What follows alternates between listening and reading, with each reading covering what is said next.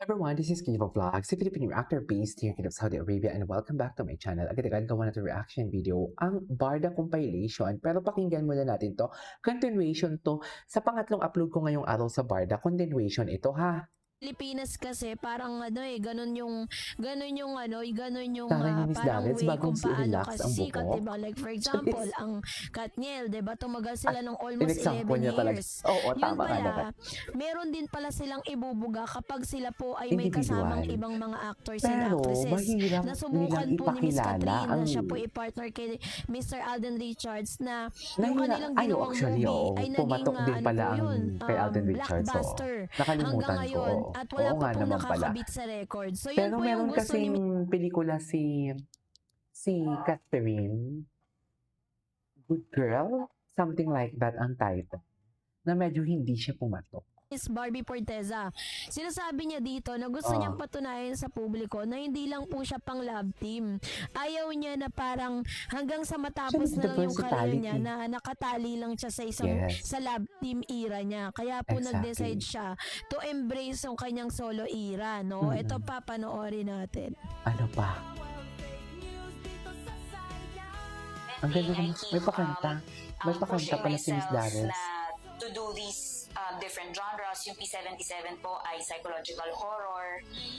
Yung Kontrabida is dark comedy camp. Pinapakita ganyan talaga po. ni ano, And then, yung ni Barbie ang recent versatility teleserye ko niya. po, Beauty Empire, murder revenge drama naman siya. So parang pinupush ko po talaga yung sarili ko kahit parang hindi lahat ng tao nakikita na kaya niya ba? Kaya niya ba? Parang lagi kong pinapatunayan na I deserve to be here.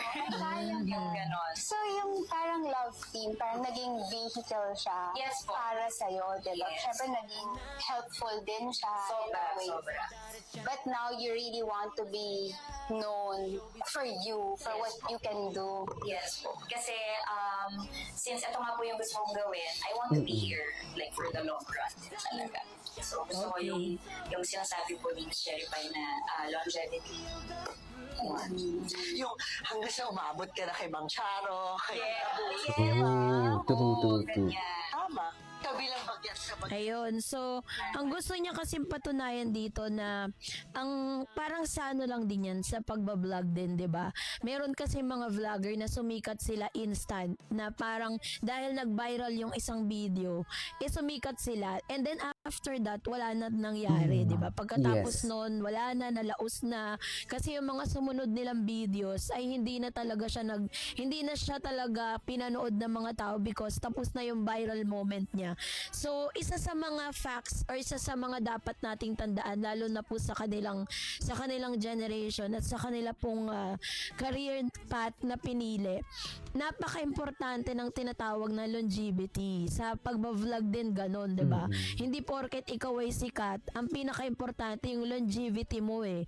Kung paano at gaano ka tatagal sa industriya. Ganon yung gustong patunayan ni Miss Barbie dito. Sinasabi niya na parang kahit na hindi siya tumagal na ganon katagal na na-stuck siya sa isang love team, pero yung buhay niya bilang isang Barbie Forteza, yun yung tatatak, hindi yung pagiging barda niya. Pero sinasabi niya dito na naging vehicle, kumbaga yun yung naging We cannot deny the parang fact. media, Nagtulungan no? talaga Para sila. talagang Nagtulungan mas talaga sila makilala si siya Barbie ng and lubusan. David. Kasi aminin man Nagtulungan natin talaga o sila. hindi, naging stepping stone talaga niya ang barda. Mm-mm. Na nai-partner Oo. siya kay Mr. Sabihin David man natin Licauco, mas sikat na dati nakilala si siya. Barbie, sikat na dati si David, nagtulungan talaga sila. Kaya hindi ko magets talaga ang mga nagsasabi na parang ginamit lang ni Barbie si David, ginamit lang si David si Barbie. No, it's something like, ano talaga, what do you call this?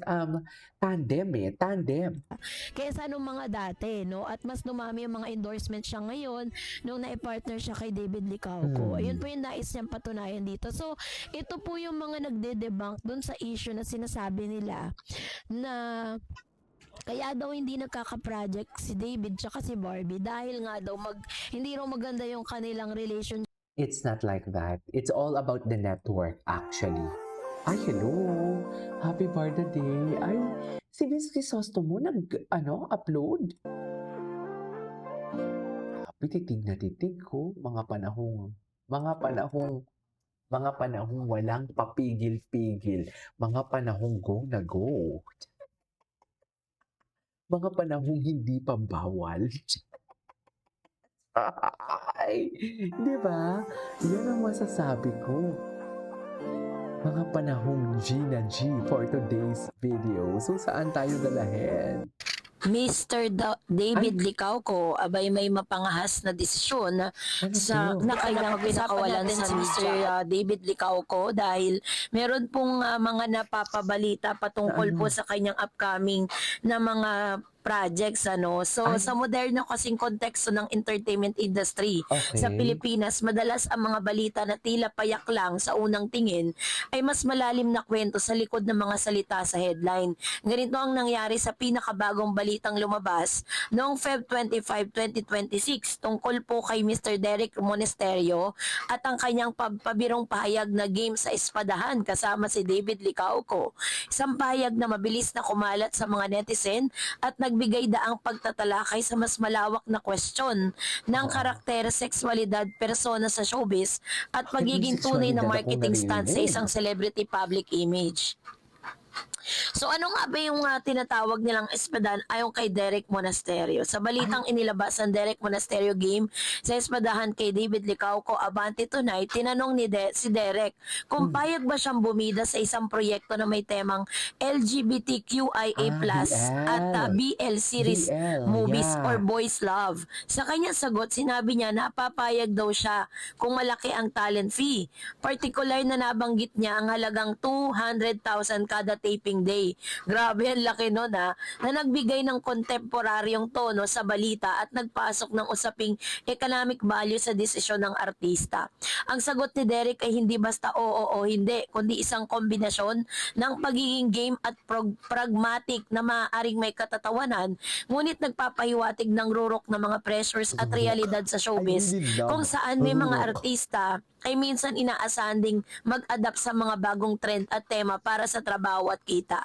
So biruin po ninyo, parang ino-offeran po si Derek Monasterio tsaka si Mr. David Licauco na gumanap sila bilang BL o yung tinatawag na boys love. Yeah, boys love. Oh my So, God, isang hindi ko mahalagang ata bahagi ng kaya. kanyang pahayag ay ang kondisyon ng depende sa story syempre dahil Hindi ko malay ata mo kaya makikita nasa ko si kantin David lang kami at may nakikipag- kiss. laflahor. Isang pagpunasap superficial na mga eksena Mami, hindi ko kaya kasi iba ang BL. Iba ang BL kung nanonood kayo ng BL, lalo na sa mga Thai. Ang dalawang lalaki naglalap-lapor at isang pahiwatig na ang material na Hindi ko proyekto kaya. ay dapat may substance o kalidad. Hindi ko kaya ang Ito ay nagpapakita na lap-lapors. hindi niya basta Lap-lapor. tinatanggap ang mga Can you anumang comment down below what projects is na may lap-lapor? temang LGBTQIA+ Ayan. kung ito ay walang tamang narrative o representasyon. Kasi nga naman 'di ba minsan ino-offeran ng mga ganitong klase at kakaibang mga karakter katulad po ng Si Lois BL Cabrera. or boys love, 'di ba? Oo. Parang imbes na i-partner si David sa babae, pina-partner sa lalaki. Yung mga ganon, 'di ba? Parang kailangan nila pag Pero feeling ko hindi kayang tanggapin ni David yan. Feeling ko hindi kaya ni David yan. Lalo Chinese siya. Feeling ko hindi. Pero marami din BL na Chinese eh. What? Hindi ako ready. Chinese ready ba kayo? Diyos ko si Derek Monasterio pa. Anyways, that is our for today's video. This is Kinyamo Vlogs. See you on my next vlog. Bye.